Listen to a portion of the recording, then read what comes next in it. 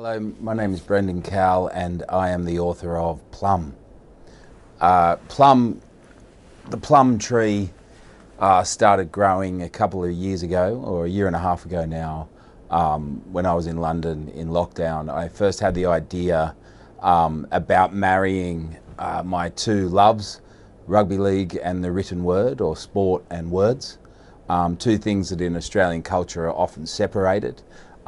But I thought, they both produce gods, and they're both a tough life, and there's a brutality and a beauty in both of them. And so I wanted to write a book that kind of married those, a book that I'd really love to write. And little by little, I started thinking about concussion and about how it's a growing kind of issue in Australia, and how that it opens the mind up, opens the brain up, as it tears it apart, and wondering if in that state poetry could enter a man's mind and perhaps help him with his relationships and save him from himself. As Peter Plum, he's old school. He's not about to go and get his health checks. He's not about to express feelings that he should. He loves 10 schooners a day with his mates after a beach run, and putting money on the horses, and he's happy to just live that simple life with his girlfriend and his son. But suddenly an event changes that forever, as he finds out he can't continue to live the way he's living. But it's a blessing in disguise, because Plum then has the chance to have a second life, and that comes in the form of dead poets such as Charles Bukowski and Sylvia Plath visiting him on his journey. And he starts working as a security guard at a pub that has a poetry night, and he hears this a woman with a disability read out this poem called "You Swap With Me, I'll Swap With You," about how we all have the same amount of pain. And he finds himself crying, and then he starts writing down little poems about his life, but he can't tell his mates. He can't come out to his mates as a poet, because that would be a fate worse than death.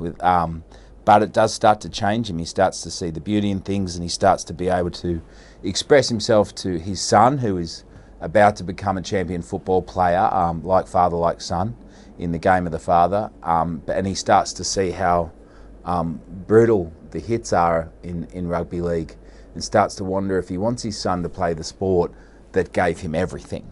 In the meantime, he's falling in love with a woman with a disability.